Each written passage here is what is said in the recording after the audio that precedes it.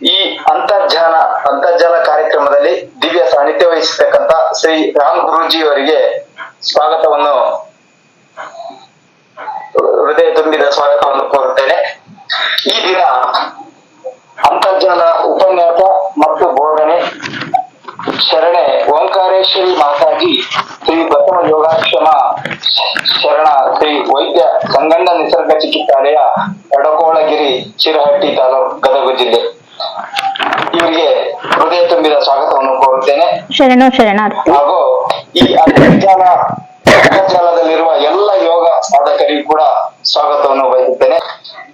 ಶರಣೆ ಓಂಕಾರೇಶ್ವರಿ ಮಾತಾಜಿ ಶ್ರೀ ಬಸವ ಯೋಗಾಶ್ರಮ ಶರಣ ಶ್ರೀ ವೈದ್ಯ ಸಂಗಣ್ಣ ನಿಸರ್ಗ ಚಿಕಿತ್ಸಾಲಯ ಕಡಕೋಳಗಿರಿ ಸಿರಹಟ್ಟಿ ತಾಲೂಕು ಗದಗ ಜಿಲ್ಲೆ ಇವರಿಂದ ಉಪನ್ಯಾಸ ಕಾರ್ಯಕ್ರಮ ಪ್ರಾರಂಭ ಆಗ್ತಾ ಇದೆ. ಈ ಕಾರ್ಯಕ್ರಮದಲ್ಲಿ ಎಲ್ಲರೂ ಭಾಗಿಯಾಗೋಣ ಅಂತ ಕೇಳಿ ಸವಿನಯ ಪ್ರಾರ್ಥನೆ ಮಾಡಿಕೊಳ್ಳುತ್ತೇನೆ.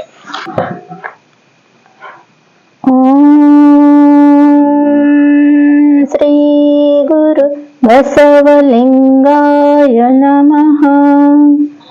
ಜ್ಞಾನದ ಬಲದಿಂದ ಅಜ್ಞಾನದ ಕೇಡು ನೋಡಯ್ಯ, ಜ್ಯೋತಿಯ ಬಲದಿಂದ ತಮಂದದ ಕೇಡು ನೋಡಯ್ಯ, ಸತ್ಯದ ಬಲದಿಂದ ಅಸತ್ಯದ ಕೇಡು ನೋಡಯ್ಯ, ಪರುಷದ ಬಲದಿಂದ ಅವಲೋಹದ ಕೇಡು ನೋಡಯ್ಯ, ಕೂಡಲ ಸಂಗಮ ಶರಣರ ಅನುಭಾವದಿಂದ ನಿನ್ನ ಭವದ ಕೇಡು ನೋಡಯ್ಯ.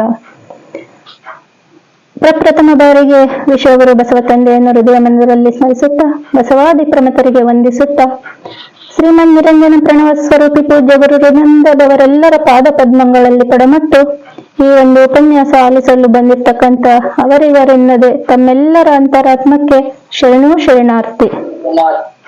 ಅನುಭವಕ್ಕೆ ಬಂದಿರತಕ್ಕಂಥದ್ದನ್ನ ಹಂಚಿಕೊಳ್ಳಲು ಅವಕಾಶ ಮಾಡಿಕೊಟ್ಟಂತ ಈ ರೂವಾರಿಗಳಾದ ರಾಮಗುರುಜಿ ಅವರಿಗೆ ತುಂಬ ಹೃದಯದ ಅನಂತ ಶರಣಾರ್ಥಿಗಳು. ಅಧ್ಯಾತ್ಮ, ಆನಂದ, ಆರೋಗ್ಯ ಜೀವನದ ಮೊಟ್ಟ ಮೊದಲ ಸೂತ್ರ ನಾವು ಕಂಡುಕೊಂಡಿರುವಂಥದ್ದು. ಅಧ್ಯಾತ್ಮ ಅಂದ್ರೆ ಇಲ್ಲಿ ಎಲ್ಲರಿಗೂ ಗೊತ್ತಿರೋಂಥದ್ದು, ಆದ್ರೂ ಮತ್ತೊಮ್ಮೆ ಮೆಲುಕು ಹಾಕೋದ್ರ ಮೂಲಕ ನೆನಪು ಮಾಡ್ತಾ ಇದ್ದೀನಿ.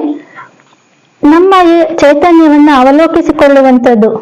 ಏನು ಮನೆ ಬಿಟ್ಟು ಸನ್ಯಾಸತ್ವ ತಗೊಂಡು ಅಧ್ಯಾತ್ಮ ಅದೇ ಒಂದು ಪ್ರಪಂಚ ಇದೆ ಅಂತ ಅಲ್ಲ, ಸಂಸಾರದಲ್ಲಿ ಇದ್ದುಕೊಂಡು ಸದ್ಗತಿಯನ್ನ ಕಾಣುವಂಥದ್ದು ನಾನು ಯಾರು ಎಂಬ ಪ್ರಶ್ನೆಯನ್ನ ಕಂಡುಕೊಳ್ಳದೆ ನಮ್ಮ ಈ ಚೈತನ್ಯವನ್ನ ಅವಲೋಕಿಸಿಕೊಳ್ಳುವುದೇ ಆಧ್ಯಾತ್ಮ.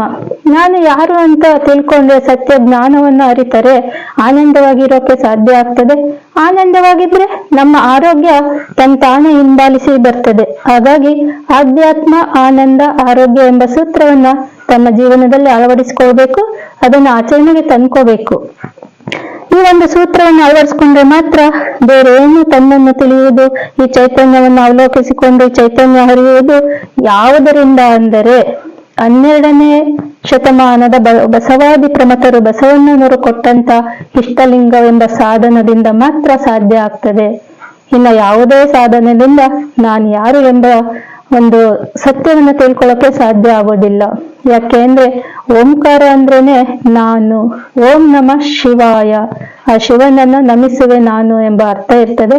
ಆ ಓಂಕಾರವನ್ನ ಪಠನೆ ಮಾಡ್ತಾ ಮಾಡ್ತಾ ಆ ಕುರುಹನ್ನ ನೋಡ್ತಾ ಅರಿವಿನ ಕುರುಹು ಅದು ಇಷ್ಟಲಿಂಗ. ದೃಷ್ಟಿಯೋಗದಿಂದ ನಮ್ಮನ್ನ ನಾವು ಅರ್ಥ ಮಾಡ್ಕೊಳ್ಳೋಕೆ ಸಾಧ್ಯ ಆಗ್ತದೆ. ಹರಿಯಲು ಸದ್ಗುರುನಾಥ ಕುರುಹ ಕೈಯಲ್ಲಿ ಕೊಟ್ಟರಲ್ಲವೇ, ಅರಿವನೇ ಮರೆದು ಕುರುಹ ನಂದಿರುವ ನರಗುರಿಗಳನ್ನು ಮುಂದೆ ನೋಡ ಅಂತೇಳಿ ಒಂದು ವಚನನೇ ಶರಣರು ಕೂಡ ಹೇಳಿದ್ದಾರೆ. ಯಾಕೆಂದ್ರೆ ಆ ಲಿಂಗ ಕಟ್ಕೊಂಡು ಕೂಡ ಅದು ಅರಿವಿನ ಕುರುಹು ಅಂತ ತಿಳಿದೆ ಅದೇ ದೇವರು ಅಂತ ಪೂಜೆ ಮಾಡ್ತಾ ಇದೀವಿ ಅಷ್ಟೇ. ಸತ್ಯದ ನಿಲುವನ್ನ ಕಂಡುಕೊಂಡು ಅದ್ರೊಳಗಡೆ ನಾವು ಒಂದಾಗಿ ಆ ಅನುಭವವನ್ನು ಅನುಭವಿಸೋಕೆ, ಅರಿವನ್ನ ಸೂಕ್ಷ್ಮ ಕಣ್ಣನ್ನ ಜಾಗೃತ ಮಾಡ್ಕೊಳ್ಳೋಕೆ ದೃಷ್ಟಿಯೋಗವನ್ನ ಹೆಚ್ಚು ಮಾಡ್ತಾ ಇರ್ಬೇಕು. ವಚನಗಳ ಮೂಲಕ ಹೇಳ್ತಾ ನಮ್ಮ ಮನಸ್ಸು ನಿಲ್ಲೋದಿಲ್ಲ, ಒಂದ್ ಕಡೆ ಆ ಕಡೆ ಈ ಕಡೆ ಚಂಚಲ ಆಗ್ತದೆ ಅಂದ್ರೆ ಅದ್ಭುತವಾದ ವಚನಗಳನ್ನ ಕೊಟ್ಟಿದ್ದಾರೆ ಬಸವಾದಿ ಶರಣರು. 12ನೇ ಶತಮಾನದಲ್ಲಿರ್ತಕ್ಕಂಥ ವಚನ ಸಾಹಿತ್ಯವನ್ನ ನಾವು ಅಧ್ಯಯನ ಮಾಡಿದ್ರೆ ಯಾವ ಗುರುಗಳ ಮಾರ್ಗದರ್ಶನ ಬೇಡ ಅಂತ ಹೇಳ್ತೀನಿ. ಅಷ್ಟು ಅದ್ಭುತವಾಗಿ ವಚನಗಳಲ್ಲಿ ಶಕ್ತಿ ಇದೆ, ಮಾರ್ಗದರ್ಶನ ಇದೆ ಜೀವನದ್ದು. ಆ ವಚನಗಳನ್ನ ನಾವು ಹೇಳಿದ್ರೆ ಬಸವಣ್ಣವರ ವಚನ, ಅಕ್ಕಮಹಾದೇವರ ವಚನ, ಸತ್ಯಕ್ಕನವರ ವಚನ ಆ ರೀತಿ ಹೇಳ್ಬಾರ್ದು. ನಾವೇ ಪರಮಾತ್ಮನ ಜೊತೆ, ಶಿವನ ಜೊತೆ, ಶಿವ ಅಂದ್ರೆ ಅದು ಜಟಾಧಾರಿ ಶಿವ ಅಲ್ಲ, ಮತ್ತೆ ಅಲ್ಲಿಗೆ ಕಲ್ಪನೆಗೆ ಹೋಗ್ಬೇಡಿ. ಒಂದು ಮಹಾನ್ ಚೈತನ್ಯ ಶಕ್ತಿ ಜಗದೀಶ್ವರ, ಈ ಜಗತ್ತನ್ನೇ ಸೃಷ್ಟಿ ಮಾಡಿರುವಂತಹದ್ದು ಮಹಾನ್ ಚೈತನ್ಯ ಶಕ್ತಿ, ಬೆಳಕು ಅಂತಾನೆ ಹೇಳ್ಬೋದು. ಅದರ ಕುರುಹಾಗಿ ಇಷ್ಟಲಿಂಗವನ್ನ ಕೊಟ್ಟಿದ್ದಾರೆ. ಆಗ ನಾವು ಆ ಲಿಂಗವನ್ನ ಹಿಡ್ಕೊಂಡು ನಾವು ಅವನ ಜೊತೆ ಹೊಂದಾಣಿಕೆ ಮಾಡ್ಕೊಳ್ತಾ ಇದ್ವಿ, ಅನುಸಂಧಾನ ಮಾಡ್ತಾ ಇದ್ವಿ ಅಂತ ಕೊಂಡೆಯ ಮೇಲಣ ಮರ್ಕಟನಂತೆ ಲಂಘಿಸುತ್ತಿದ್ದಿತೆನ್ನ ಮನ, ನಿಂದಲ್ಲಿ ನಿಲಲೀಯದೆನ್ನ ಮನ, ಒಂದಿದಲ್ಲಿ ಒಂದಲೀಯದೆನ್ನ ಮನ, ಕೂಡಲ ಸಂಗಮ ದೇವ ನಿಮ್ಮ ಚರಣ ಕಮಲದಲ್ಲಿ ಭ್ರಮರನಾಗಿರಿಸು. ಈ ವಚನ 10 ಬಾರಿ ಹೇಳಿದ್ರೆ ಯಾಕೆ ಮನಸ್ಸು ಒಂದು ಕಡೆ ನಿಲ್ಲೋದಿಲ್ಲ ಅಲ್ವಾ?